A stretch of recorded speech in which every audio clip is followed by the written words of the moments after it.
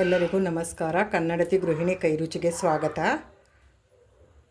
ಮರೆಯದೆ subscribe, like, share and comment ಮಾಡಿ. Bell button press ಮಾಡಿ, ಆಗ ನೋಟಿಫಿಕೇಷನ್ ಬರುತ್ತೆ. ಆಗ ಮೊದಲಿಗೆ ವೀಡಿಯೋಗಳು ಬರುತ್ತೆ. ಆಗ ನೀವು ಮೊದಲಿಗೆ ವೀಡಿಯೋಗಳನ್ನು ನೋಡಬಹುದು.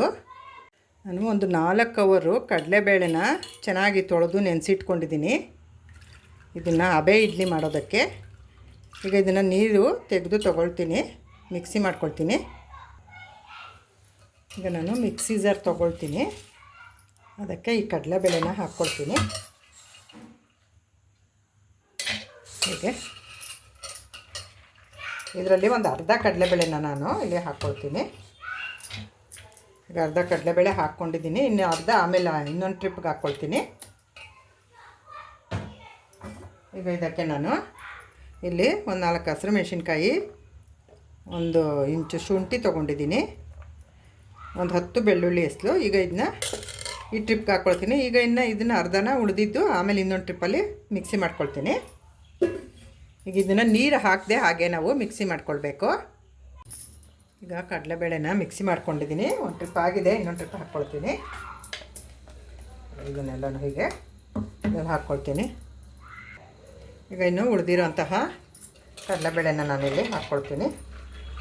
ನೀರು ಹಾಕ್ಕೊಳ್ಳೋ ಹಾಗಿಲ್ಲ, ಹಾಗೆ ಗಟ್ಟಿಗೆ ರುಬ್ಕೊಳ್ಬೇಕು. ಈಗ ಗಟ್ಟಿಗೆ ರುಬ್ಕೊಳ್ಬೇಕು. ನೀರೆಲ್ಲ ಈ ಥರ ಸೋರಿಸಿ ಹಾಕ್ಕೊಳ್ಬೇಕು. ಕೊಂಡಿದ್ದಾಯಿತು. ಈಗ ಹಸಿಮೆಣಸಿನ್ಕಾಯಿ, ಶುಂಠಿ, ಬೆಳ್ಳುಳ್ಳಿ ಹಾಕ್ಕೊಳ್ತೀನಿ. ಈಗ ಇದನ್ನ ಗಟ್ಟಿಯಾಗಿ ರುಬ್ಕೊಳ್ತೀನಿ. ಈಗ ಇದೆ ನಾನು ಮಿಕ್ಸಿ ಮಾಡ್ಕೊಂಡಿದ್ದಾಯಿತು. ಈಗ ಇದನ್ನು ಒಂದು ಬೌಲ್ಗೆ ಹಾಕ್ಕೊಳ್ತಾಯಿದ್ದೀನಿ. ಈಗ ಮಿಕ್ಸಿ ಜಾರ್ನಲ್ಲಿ ಇರೋದನ್ನೆಲ್ಲನೂ ಈ ಬೌಲ್ಗೆ ಹಾಕ್ಕೊಂಡಿದ್ದೀನಿ. ಈರುಳ್ಳಿ ಹಚ್ಚಿದಾಗಿದೆ. ಈಗ ಒಂದು ಸ್ವಲ್ಪ ನಾನು ಸಬ್ಬಾಕ್ಷಿ ಸೊಪ್ಪನಿಗೆ ಹಚ್ಕೊಳ್ತೀನಿ ಹಬೆ ಒಳಗೆ. ಈಗ ಇದನ್ನು ಸಣ್ಣಗೆ ಹೀಗೆ ಹಚ್ಕೊಳ್ಬೇಕು. ಚೆನ್ನಾಗಿ ಒಂದು 3 ಸಲ ತೊಳೆದ್ಕೊಂಡಿದ್ದೀನಿ. ಇದನ್ನು ನಾನು ತೊಳೆದಿಟ್ಕೊಂಡಿರೋಂತಹ ಸಬ್ಬಾಕ್ಷಿ ಸೊಪ್ಪು ಥರ ಚೆನ್ನಾಗಿ ಸಣ್ಣಗೆ ಹಚ್ಕೋಬೇಕು. ಹೀಗೆ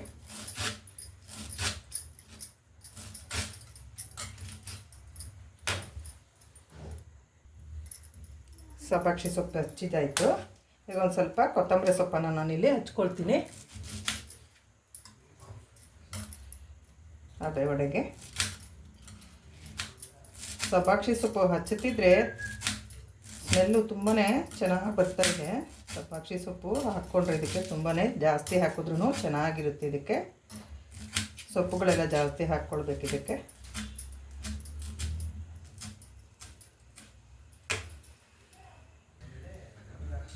ಎರಡು ಕ್ಯಾರೆಟನ್ನು ತುರಿದಿಟ್ಕೊಂಡಿದ್ದೀನಿ. ಇದನ್ನೆಲ್ಲನೂ ನಾನು ಈರುಳ್ಳಿ, ಸಬ್ಬಾಕ್ಷಿ ಸೊಪ್ಪು, ಕೊತ್ತಂಬರಿ ಸೊಪ್ಪು, ಕ್ಯಾರೆಟ್ ಇದನ್ನೆಲ್ಲನೂ ನಾನು ಹಬೆ ಒಡೆಯಲ್ಲಿ ಹಾಕ್ಕೊಳ್ತೀನಿ. ನಾನು ಇದಕ್ಕೆ ಸಬ್ಬಾಕ್ಷಿ ಸೊಪ್ಪು, ಕೊತ್ತಂಬರಿ ಸೊಪ್ಪು ಹೆಚ್ಚಿಟ್ಕೊಂಡಿರೋಂಥದ್ದೆಲ್ಲನೂ ಸಣ್ಣದಾಗಿ, ಈರುಳ್ಳಿ ಮತ್ತು ಕ್ಯಾರೆಟು ಎಲ್ಲನೂ ಹಾಕ್ಕೊಳ್ತಾಯಿದ್ದೀನಿ.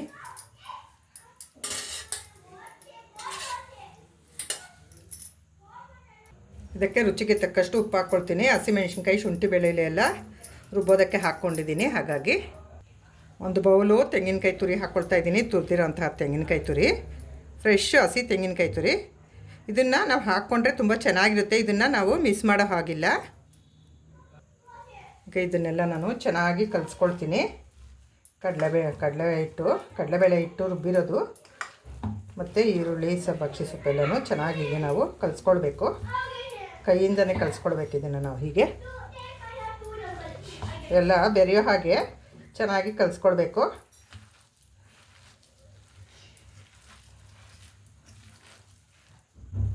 ಈಗ ಇದನ್ನೆಲ್ಲ ಕಲಸಿದ್ದಾಯಿತು. ಕಡಲೆಬೇಳೆ ಮತ್ತು ಸೊಪ್ಪು, ಈರುಳ್ಳಿ ಎಲ್ಲ ಮಿಕ್ಸ್ ಮಾಡಿದ್ದಾಯಿತು. ನಾವು ಇದಕ್ಕೆ ರುಚಿಗೆ ತಕ್ಕಷ್ಟು ಉಪ್ಪು ಎಷ್ಟು ಬೇಕೋ ನೋಡಿ ಹಾಕ್ಕೊಳ್ಬೇಕು. ಮತ್ತು ಖಾರನೂ ಅಷ್ಟೇ. ನಮ್ಮ ಖಾರ ಜಾಸ್ತಿನೋ ಕಮ್ಮಿನೋ ಎಷ್ಟು ಬೇಕೋ ನೋಡಿ ನಾವು ಖಾರವನ್ನು ಹಾಕ್ಕೊಳ್ಬೇಕಿಲ್ಲಿ. ಈಗ ಇದನ್ನು ನಾವು ಹೀಗೆ ಉಂಡೆಗಳನ್ನ ಮಾಡಿ ಹೀಗೆ ಇಟ್ಕೊಳ್ಬೇಕು. ಇದರಲ್ಲಿ ಉಂಡೆ ಮಾಡಿ ಈ ಥರ ಪ್ರೆಸ್ ಮಾಡಿ ನಾವು ಇಡ್ಲಿ ಥರ ಇದನ್ನ ನಾವು ಇಟ್ಕೊಳ್ಬೇಕು. ಹೀಗೆ ಕೈಯಿಂದ ಉಂಡೆಗಳನ್ನ ಮಾಡಿಕೊಂಡು ಇದನ್ನು ಹೀಗೆ ಮಾಡಿ ಇದರಲ್ಲಿ ತಟ್ಟೆನಲ್ಲಿ, ಇಡ್ಲಿ ತಟ್ಟೆನಲ್ಲಿ ನಾವು ಈ ಥರ ಇಟ್ಕೋಬೇಕು. ಹೀಗೆ ಇಟ್ಕೊಳ್ಬೇಕು.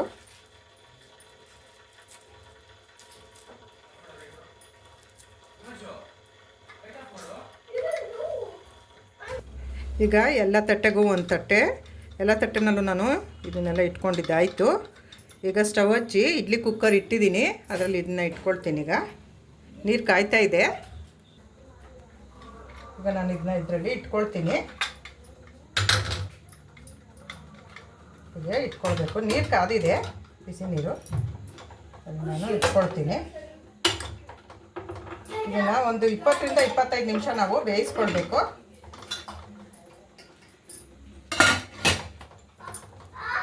ಈಗ ಇದನ್ನು ನಾನು ಒಂದು 20 ರಿಂದ 25 ನಿಮಿಷ ಬೇಯಿಸ್ಕೊಳ್ಬೇಕು. ಇದು ಚೆನ್ನಾಗಿ ಬೇಯಬೇಕಿದು. ಆಮೇಲಿಂದ ಇದನ್ನ ನೋಡೋಣ. ಈಗ ಇದಾಗಿದೆ, ಸ್ಟವಿಂದ ತೆಗೆದಿದ್ದೀನಿ ಕೆಳಗಡೆಗೆ. ಇದನ್ನ ಹೀಗೆ ಒಂದೊಂದೇ ತೆಕ್ಕೊಳ್ತೀನಿ.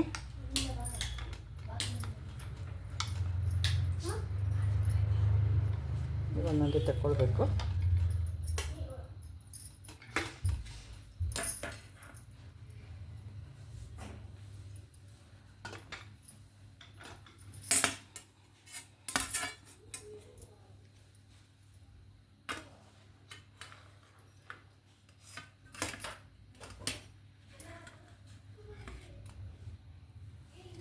ಹೀಗೆ ತೆಕ್ಕೊಳ್ಬೇಕು. ಹಬೆ ವಡೆ ನೋಡಿ ಎಷ್ಟು ಚೆನ್ನಾಗಾಗಿದೆ, ಎಷ್ಟು ಕಲರ್ಫುಲ್ಲಾಗಿ, ತುಂಬಾ ಸೂಪರಾಗಿ ಬಂದಿದೆ. ಇದು ಡಯಟ್ ರೆಸಿಪಿನೂ ಆಗುತ್ತೆ. ಇದು ಸಣ್ಣ ಮಕ್ಕಳಿಂದ ದೊಡ್ಡ ಹಿರಿಯರವರೆಗೂ ಎಲ್ಲರಿಗೂ ಆಗುವಂತಹ ತಿಂಡಿ. ಇದು ಬೆಳಗಿನ ತಿಂಡಿಗೂ ಮಾಡ್ಕೋಬೋದು, ಲಂಚ್ ಬಾಕ್ಸ್ಗೆ ಆಗುತ್ತೆ, ನೈಟ್ ಊಟಕ್ಕೂ ಮಾಡ್ಕೊಳ್ಬಹುದು. ಇದು ಮನೆಗೆ ಯಾರಾದರೂ ಗೆಸ್ಟ್ ಬಂದಾಗ್ಲೂ ಈ ಥರ ನಾವು ಮಾಡಿ ಕೊಡಬಹುದು. ಇದು ಹೈ ರಿಚ್ ಪ್ರೋಟೀನ್ ಇರುವಂತಹ ತಿಂಡಿ. ಇದು ಟಿಫನ್. ಇದನ್ನು ನಾನು ಟೇಸ್ಟ್ ಮಾಡ್ತೀನಿ. ಈಗ ಅದಕ್ಕೊಂದು ಖಾರವಾದ ಚಟ್ನಿ ಮಾಡ್ಕೊಂಡಿದ್ದೀನಿ.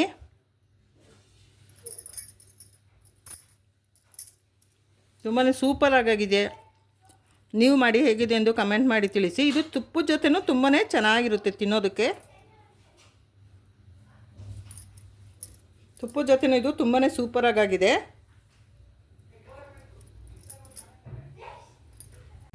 ಈ ಹಬೆ ಇಡ್ಲಿನ ನೀವು ಮಾಡಿ ಒಂದು ಸಲ ಹೇಗಿದೆ ಎಂದು ಕಮೆಂಟ್ ಮಾಡಿ ತಿಳಿಸಿ.